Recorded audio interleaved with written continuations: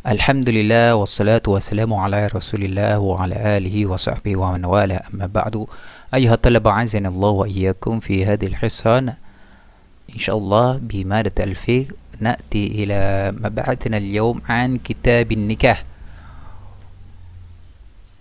وفي هذا المستوى إن شاء الله سندرس عن أو سنبحث عن كتاب النكاح ثم الطلاق ثم الجهاد.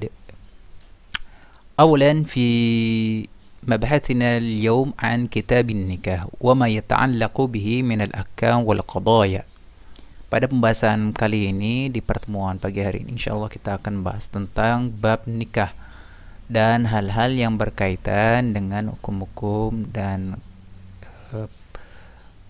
permasalahan-permasalahan yang berkaitan dengan nikah.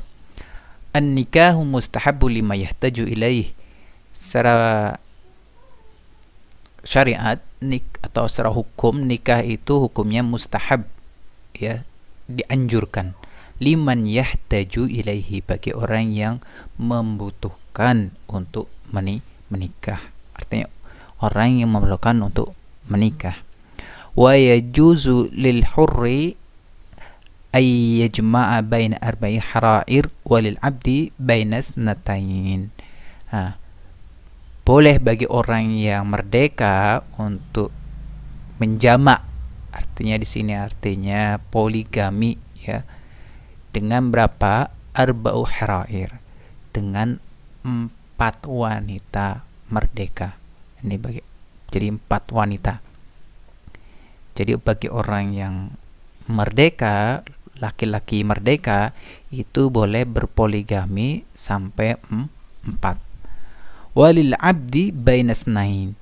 Adapun bagi hamba saya antara 1 dan 2. Jadi sampai 2 ini. Jadi jatahnya 2 untuk berpoligami bagi hamba saya. Kita bacakan footnote nomor 1. Dulla ala dzalika ayat minha. Ayat yang menunjukkan hal ini banyak sekali, ya, tentang pernikahan.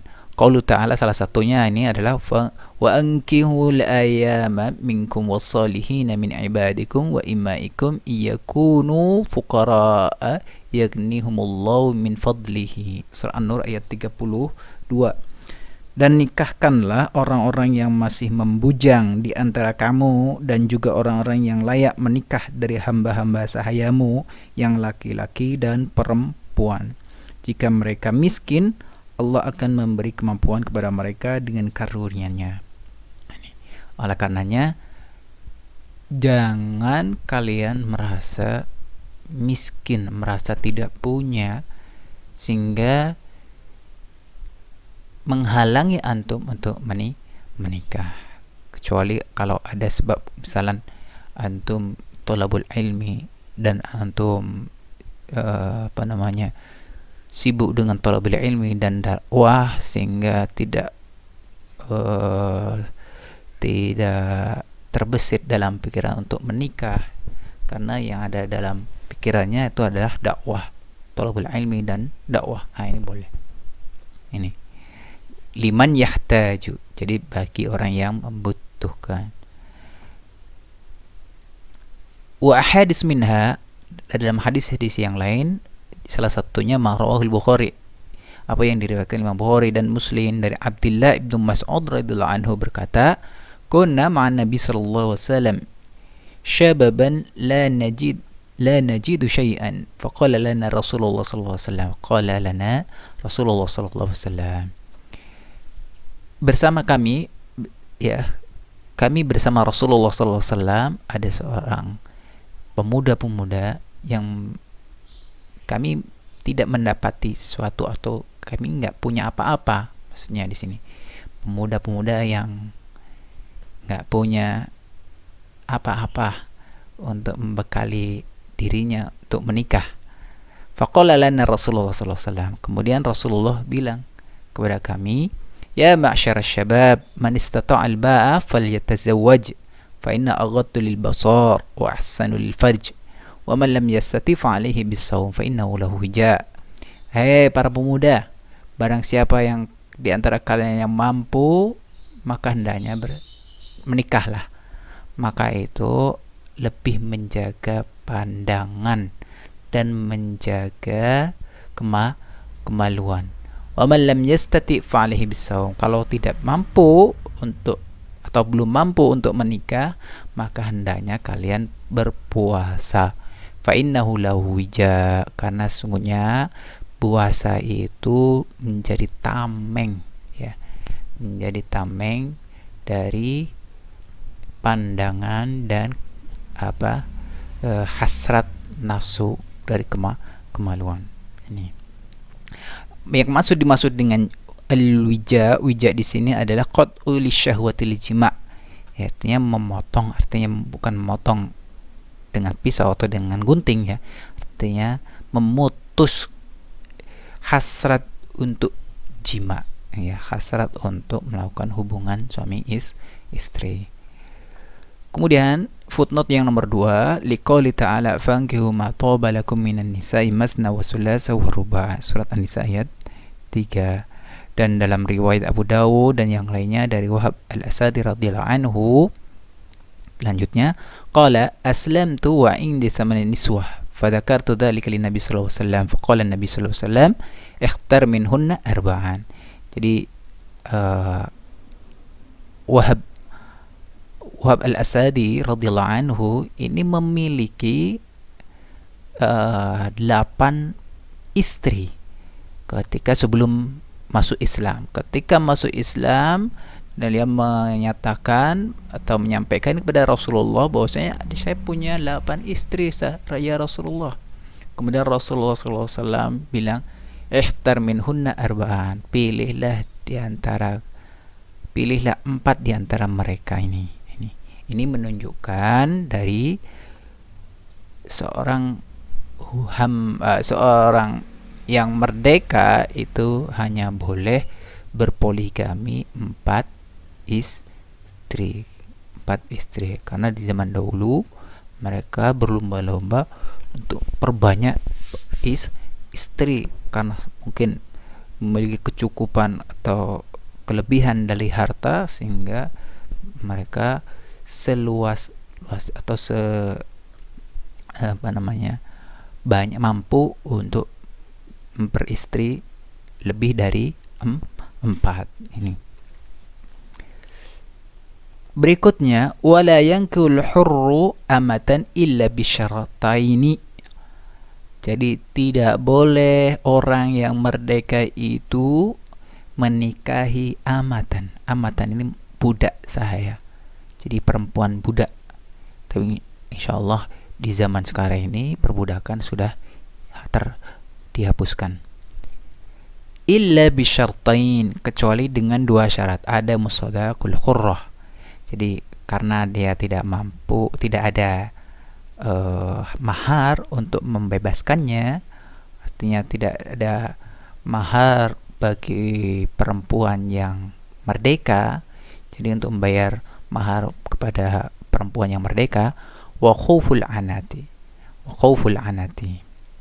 Ini yang dimaksud anat ini terjerumus ke dalam perzinahan. Jadi khawatir terjerumus dalam perzinahan.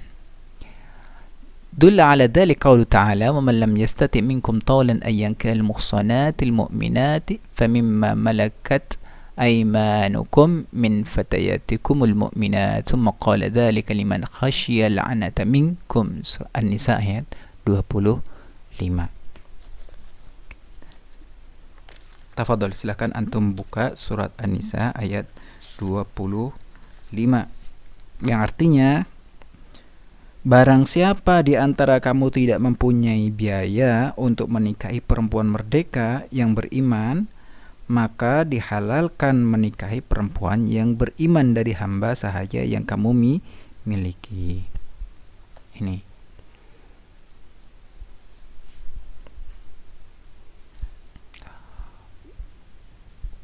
Ini apabila dikhawatirkan terjerumus masuk ke dalam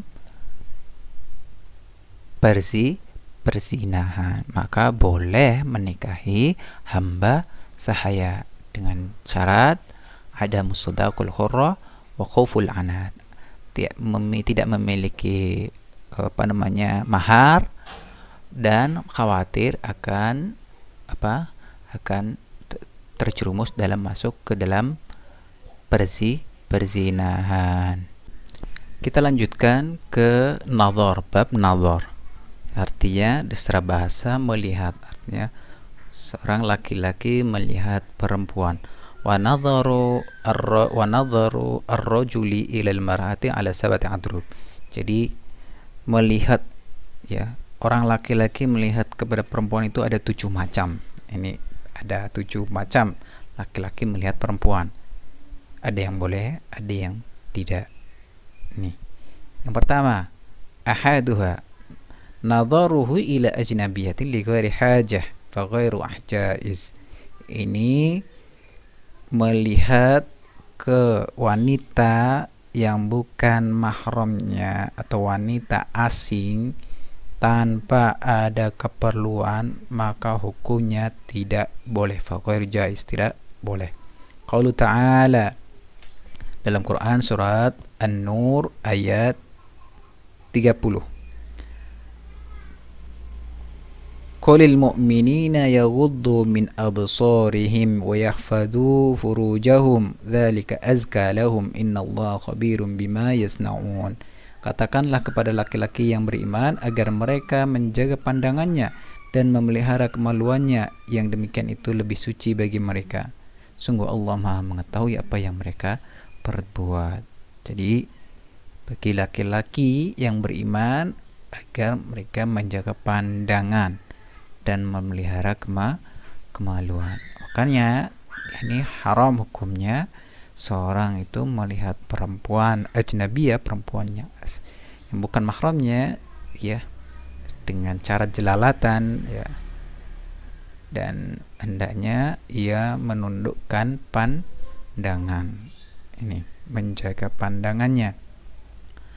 Wathani nadharuhu ila zaujatihi aw amatihi. Yang kedua adalah melihat kepada suami atau melihat istrinya, suami kepada istrinya, aw amatihi atau budaknya.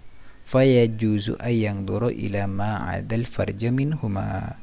Maka boleh dilakukan pada selain kemaluan kedua perempuan tersebut. Ini baca footnote-nya, wa amal farja fayukrahu an-nazar ilaihi li ghairi hajah li'annahu khilaful adab. Adapun melihat kemaluan, maka ini hukumnya makruh untuk melihat pada kemaluan tersebut apabila tanpa ada keperluan, li'annahu khilaful adab, karena hal ini tidak beradab, ya, tidak sopan. Ini waqad warada an Aisyah radhiyallahu anha annaha qalat ma ra'aitu minhu wa la ra'a minni. Aku tidak pernah melihatnya dan ia, maksudnya Rasulullah SAW, tidak melihatku atau tidak melihat milikku. Ini dari Aisyah radhiyallahu anha. Kemudian yang ketiga, wathalis, nadhar yang ketiga, nadharuhu ila dawati maharimihi aw amatiya al-muzawwajah fayajuzu fi ma'ada ma baina surra wa rukbah. Yang ketiga adalah melihat jadi laki-laki kepada perempuan yang tak boleh dikawini atau yang mahram, atau kepada budaknya yang telah dikawininya, atau budak yang telah nikah, atau kepada budak yang telah dikawin atau budak yang telah menikah, ya, maka ia hanya boleh melihat selain bagian tubuh yang diantara pusar dan lutut. Jadi antara pusar dan lutut. Ini bagian yang ketiga. Liqali wala yubdina zinatahunna illa li bu'ulatihinna aw abaihinna aw abai bu'ulatihinna aw abnaihinna aw abnai bu'ulatihinna aw ikhwanihinna aw bani ikhwanihinna aw bani akhawatihinna. Surat An-Nur ayat 31. Surat An-Nur ayat 31. Wala yubdina, dan janganlah menampakkan perhiasannya, auratnya. Yang dimaksud di sini adalah auratnya, kecuali yang biasa terlihat. Dan hendaklah mereka menutup kain kerudung ke dadanya, dan janganlah menampakkan perhiasan auratnya kecuali kepada suami mereka, atau ayah mereka, atau ayah suami mereka, atau putra-putra mereka, atau putra-putra suami mereka, atau saudara-saudara laki-laki mereka, atau putra-putra saudara laki-laki mereka, atau putra-putra saudara perempuan mereka, atau para perempuan sesama Islam mereka, atau hamba sahaya yang mereka miliki, atau para pelayan laki-laki tua yang tidak mempunyai keinginan terhadap perempuan, atau anak-anak yang belum mengerti tentang aurat perempuan. Ini di sini ya penjelasannya ada pada surat An-Nur ayat 31. Yang berikutnya ar-rabi an-nadharu li ajli nikah. Nah, ini pembahasan kita. Melihat untuk, artinya untuk dengan tujuan menikahinya, maka ini diperbolehkan. Fayajuzu ilal wajhi wal kafain, maka hanya boleh melihat wajah dan kafain, telapak tangannya. Ini jadi hanya boleh melihat wajah dan telapak tangannya. Jadi kalau antum ingin nadhar ke seorang akhwat, hanya boleh melihat wajahnya dan telapak tangannya saja. Tidak boleh kok melihat ke seluruh tubuhnya.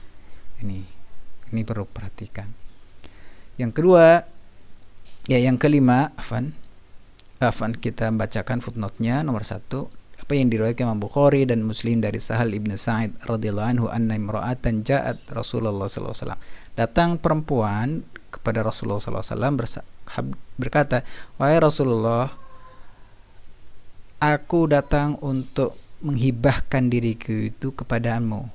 Fa nadhara ilaiha Rasulullah sallallahu alaihi wasallam. Kemudian Rasulullah melihat kepadanya, fa sa'ada an-nadhar ilaiha wa sawabahu, thumma ta'ta'a ra'sahu. Kemudian Rasulullah melihatnya, melihat wajahnya, kemudian ia menengadah pandangannya ke atas, wa sawabahu. Kemudian ia memikirkannya, artinya merenungkan terlebih dahulu atau berpikir kembali. Tsumma ta'ta'a ra'sahu, ta'ta'a qafada ra'sahu wa lam ya'ud nadhur. Kemudian Rasulullah SAW menundukkan pandangan. Ini. Dan diriwayatkan Muslim dari Abi Hurairah radhiyallahu anhu berkata, kuntu indan Nabi sallallahu alaihi wasallam fa atar rajulun, datang kepada Nabi sallallahu alaihi wasallam seorang laki-laki, fa baru annahu tazawwaja imra'atan minal ansar, ia menikahi perempuan Ansor.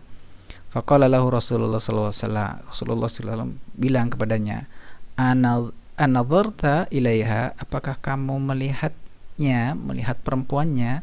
Qala la, tidak. Loh, kok tidak? Kata Rasulullah. Qala fadhhab fangdur ilaiha, maka pergilah kamu, kemudian lihatlah dia.